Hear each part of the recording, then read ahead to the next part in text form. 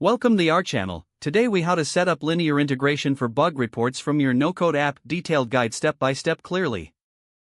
To set up linear integration for bug reports from your no-code app, first, log in to your Linear account.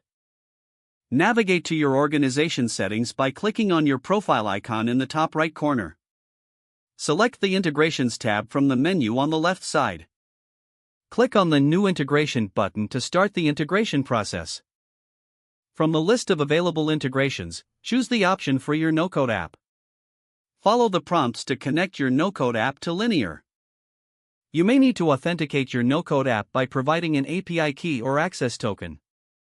Once authenticated, define the fields that you want to capture for your bug reports. These fields typically include the title, description, priority, and any additional metadata.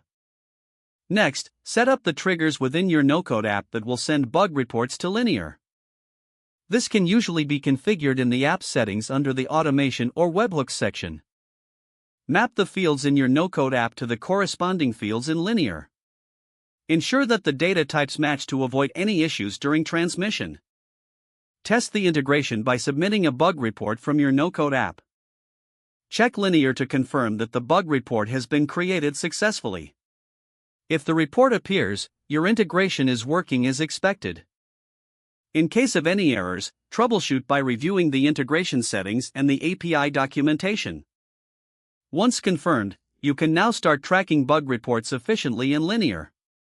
Regularly review the settings and data to optimize your integration over time. If the page does not load, refresh the browser or try again in a private or incognito window.